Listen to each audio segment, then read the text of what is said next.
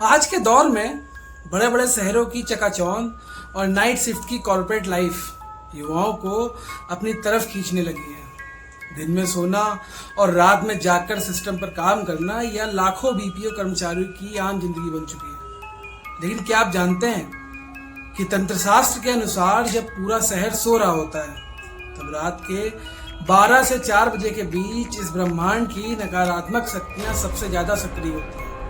अक्सर घर से दूर रहने वाले छात्र और नौकरी पेशा लोग पैसे बचाने के चक्कर में सस्ते पीजी या किराए के कमरे ढूंढते हैं। लेकिन अगर कोई अनजान मकान मालिक आपको एक आलीशान कमरा बेहद कम दामों में देने के लिए तैयार हो जाए तो खुश मत होना, क्योंकि हो सकता है कि उस कमरे का किराया आप पैसों से नहीं बल्कि अपने वजूद से चुकाने वाले हो। स्वागत है आप सभी का अमित डाल टेल्स में।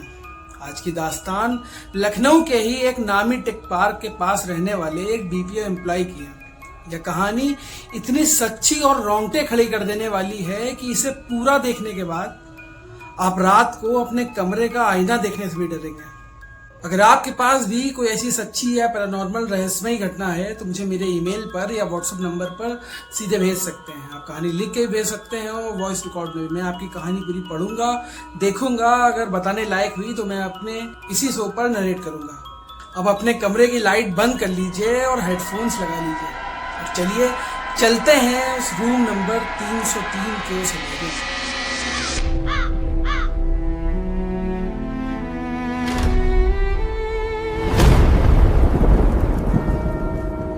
कहानी है आदित्य की। मिडिल क्लास बैकग्राउंड, आंखों में बड़े बड़े सपने और लखनऊ के एक इंटरनेशनल बीपीओ में नई नई नौकरी। उसकी शिफ्ट थी रात 10 बजे से सुबह 7 बजे तक। अब दिन में चैन से सोने के लिए बस उसे एक ऐसे कमरे की जरूरत थी जहां धूप और शोर कम आता हो। काफी भटकने के बाद उसे ऑफिस के पास ही एक पुरानी 3 मंजिला इमारत मिली। वहां उसकी मुलाकात मालिक तिवारी जी से हुई। तिवारी जी एक अकेले रहने वाले अड़ियल स्वभाव के बूढ़े व्यक्ति थे। उन्होंने आदित्य को तीसरी मंजिल का रूम नंबर 303 दिखाया। कमरा बहुत बड़ा था, हवादार था और सामने की दीवार पर एक बड़ा पुराना आईना लगा हुआ था। सबसे बड़ी बात, उसका किराया उम्मीद से भी आधा था। आदित्य खुश होकर तुरंत वहां का जो भी किराया एडवांस होता है वो देने लगता है, लेकिन एडवांस पैसे लेते वक्त तिवारी जी ने उसकी आंखों में आंखें डालकर एक बेहद अजीब शर्त रखी। उन्होंने कहा, बेटा किराया कम है क्योंकि मुझे बस घर की रखवाली के लिए कोई चाहिए, लेकिन मेरी एक कड़क शर्त है। तुम रात को ठीक 10 बजे से पहले यह कमरा लॉक करके निकल जाओगे और सुबह 7 बजे से पहले इस कमरे में वापस कदम नहीं रखोगे। चाहे तुम्हारी छुट्टी हो, तुम्हारी तबीयत खराब हो या रात के वक्त तुम्हें जो भी काम हो, इस कमरे के अंदर दिखने नहीं चाहिए। तो मैं ये कमरा तुमको दे सकता हूं, वरना कोई और दूसरा कमरा देख लेगा। आदित्य ने सोचा कि उसकी नाइट शिफ्ट का वक्त भी यही है, इसलिए उसे शर्त में कोई दिक्कत नहीं हुई। आदित्य ने उसी दिन रूम शिफ्ट कर ली। उसे लगा कि मकान मालिक बस अपने कुछ उसूलों का पक्का है, पर वो ये सब नहीं जानता था कि उस शर्त के पीछे एक खौफनाक लॉजिक छिपा हुआ है, जो भी आगे की वीडियो में आपको पता चलेगा। रूम में शिफ्ट होने के तीसरे दिन के बाद से ही आदित्य के साथ ऐसी अजीब चीजें शुरू हो गई कि वो सुबह 7:15 बजे जब अपने कमरे पर आता, खिड़कियां बंद कर देता, भारी पर्दे गिरा देता और सोने की कोशिश करता।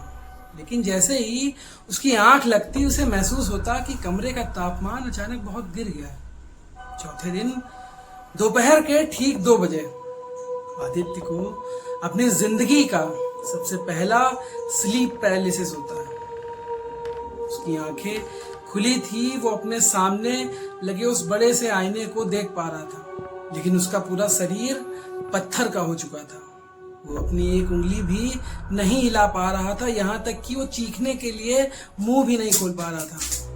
तभी वो आईने के अंदर देखता है, पलंग पर सोए हुए आदित्य के ठीक ऊपर छत से एक काले धुएं जैसी बेहद लंबी आकृति नीचे लटक रही है। उस आकृति के हाथ इंसान हाथों से दुगने लंबे थे। उसके नुकीले नाखून आदित्य के सीने को धीरे धीरे छू रहे थे। साय की गर्दन अजीब तरीके से एक तरफ को टूटी हुई लटकी हुई थी। आदित्य के सीने पर एक असहनीय भारीपन महसूस हो रहा था, जैसे कोई उसका दम घोट रहा हो। करीब 2 मिनट तक वो उसी हालत में रहा और फिर अचानक उसकी सांस वापस आई। वो उठकर बैठ गया। पूरा बदन पसीने से तरबतर हो गया था। उसने सोचा कि नाइट शिफ्ट की वजह से उसका दिमाग थक गया है या सिर्फ एक वहम है, लेकिन वो उस दिन गलत था। नौकरी का तीसरा हफ्ता चल रहा था। तारीख थी 14 नवंबर। रात के करीब 1:45 बज रहे थे। आदित्य अपने सिस्टम पर बैठकर कॉल ले रहा था, तभी उसके हेडफोन के अंदर एक बहुत ही अजीब सी खिनौनी सुसहाट आती है। तुम्हारी कुर्सी यहाँ है, पर तुम्हारी खुशबू मेरे पास आ रही है। चादर पर गिरे बाल तुम्हारे नहीं थे आदित्य, वो मेरे थे। आदित्य ने कांपते हाथों से हेडसेट उतारा और फेंक दिया। फ्लोर पर बाकी सब नॉर्मल था। आदित्य को लगा कि वो पागलों जैसी हरकत करने लगा है, उसे कुछ हो रहा है। उतनी ही देर में उसकी फोन स्क्रीन चमकी। उसके एक कलीग रोहन का व्हाट्सएप मैसेज आया हुआ था। रोहन का फ्लैट बिल्कुल आदित्य की बिल्डिंग के सामने वाली गली में था। रोहन के फ्लैट से आदित्य का घर साफ साफ दिखता था। रोहन ने लिखा था, भाई आज तू ऑफिस नहीं आया क्या? तबीयत खराब है क्या तेरी? आदित्य ने रिप्लाई किया, अरे नहीं भाई, मैं तो यहीं पे हूँ, अपने फ्लोर पे लॉगिन भी हूँ। क्यों, क्या हुआ? उधर से रोहन का तुरंत मैसेज आया, मजाक मत कर भाई, मैं अपने बालकनी में खड़ा हूँ और मुझे मेरे सामने तेरे रूम नंबर 303 की खिड़की साफ दिख रही है। तेरे कमरे की लाइट तो बंद है, लेकिन कोई खिड़की का पर्दा हटाकर लगातार नीचे गली की तरफ देख रहा है। रुक, मैं तुझे फोटो भेजता हूँ। 2 सेकंड बाद रोहन ने एक फोटो भेजी।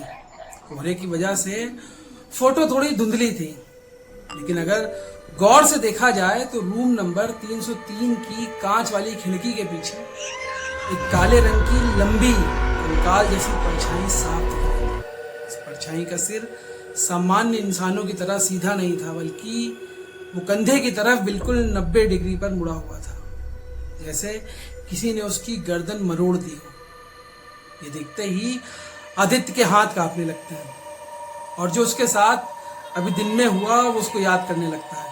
आदित्य ने रोहन को कॉल किया और कहा, भाई मैं सच में ऑफिस में ही हूँ, एक काम कर, तू कमरे की तरफ देखता रहे। तभी किस्मत ने एक अचानक से भयानक मोड़ लिया। रात के ठीक 3:15 पर बीपीओ के मेन सर्वर रूम में शॉर्ट सर्किट हो जाता है।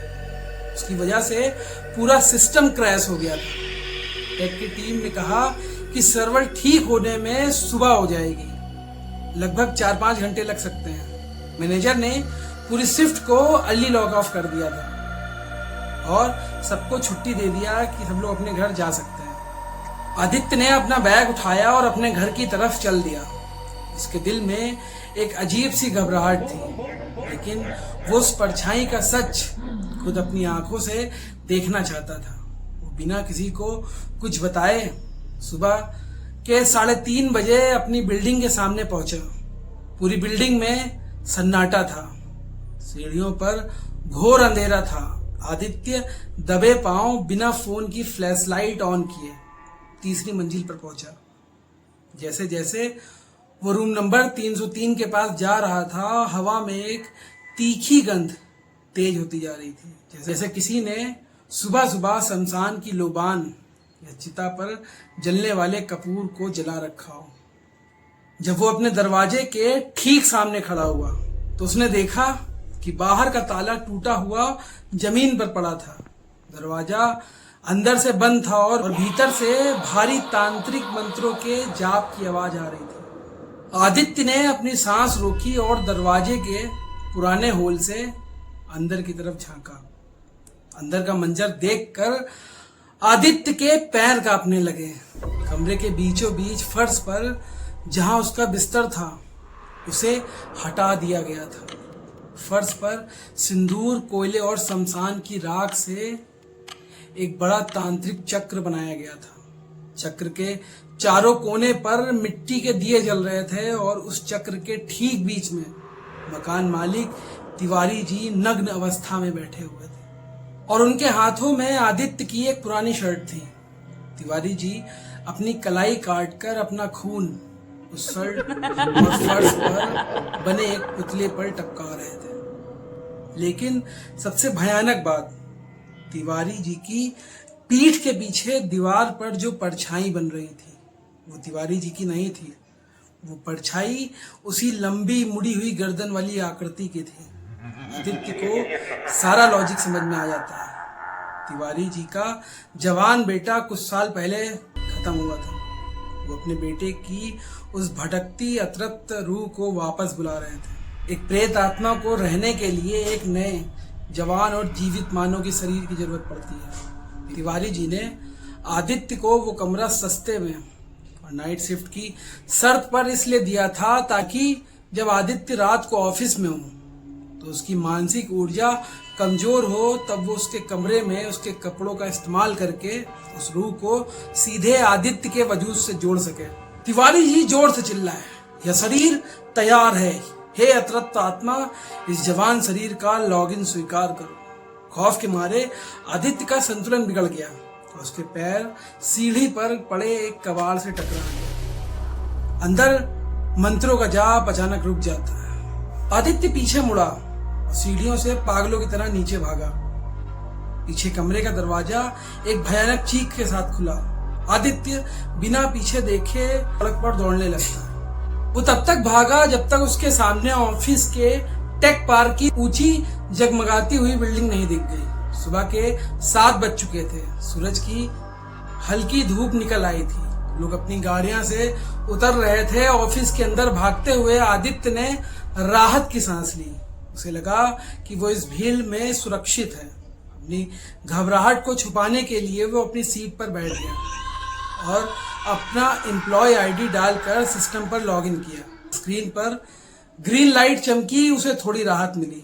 तभी उसके ऑफिस के इंटरनल चैट सॉफ्टवेयर पर एक पॉपअप का मैसेज आया।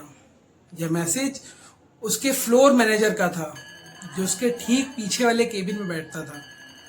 मैनेजर ने लिखा, आदित्य, तुम अपनी सीट पर बैठकर लगातार ऊपर छत की तरफ क्यों घूर रहे हो और तुम्हारे कान में ये काला लिक्विड क्या बह रहा है? आदित्य का माथा ठनका। उसने तुरंत रिप्लाई टाइप किया, सर मैं तो नॉर्मल बैठा हूँ, मैं क्या कर रहा हूँ।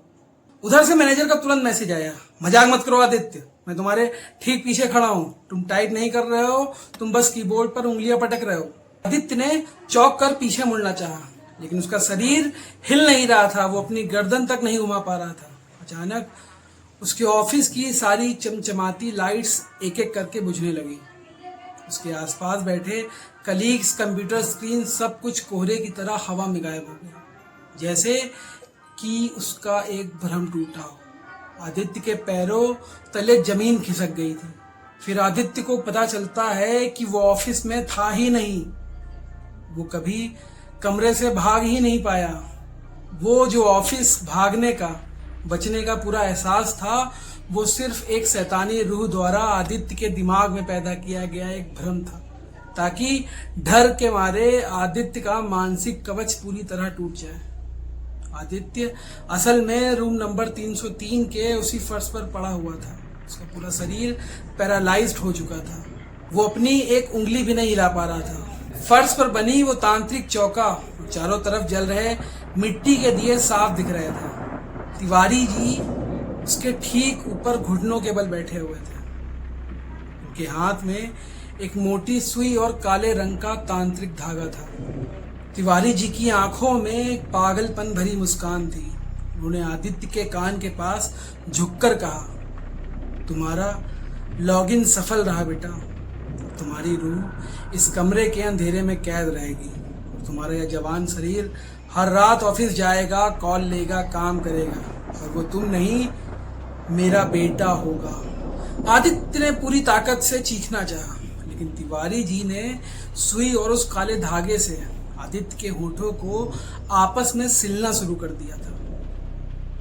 वो तड़प रहा था और उसके मुंह से सिर्फ एक घुटती हुई सिसक निकल रही। उधर कमरे के आईने में से आदित्य का वजूद अपने आप खड़ा हुआ। उसने अपना बैग उठाया, दरवाजे पर ताला लगाया और ऑफिस के लिए निकल गया। तो दोस्तों, अगली बार जब नाइट शिफ्ट की थकान के बाद सुबह अपने कमरे में सो रहे हो और आपको नींद में ऐसा लगे कि आप जाग चुके हैं और अपने हाथ पैर हिला रहे हैं, तो एक बार रुक कर गौर से सोचना, क्या आप सच में जाग चुके हैं या कोई आपकी चेतना को अंदर से लॉक करके आपके वजूद को रिमोट कंट्रोल अपने हाथ में ले चुका है। मैं बहुत बहुत धन्यवाद करता हूं आप सभी के सपोर्ट को। अमित डाल टेल्स को ऐसे ही सपोर्ट करते रहिए, लाइक करते रहिए, पसंद करते रहिए। अगर एंडिंग में आपका दिमाग शून्य हो गया हो तो इस चैनल को सब्सक्राइब जरूर कर दीजिएगा। ऐसी ही वीडियो मैं आपके लिए जरूर लाता रहूँगा, जल्दी जल्दी लाऊं। इसके लिए आप मुझे अपना खुद की स्टोरी लिखकर भेज सकते हैं। मेरे डिस्क्रिप्शन में मेरी लिंक और मेरा व्हाट्सएप नंबर दोनों मिल जाएगा। जल्दी ही मिलते हैं आपसे अगली वीडियो में, तब तक के लिए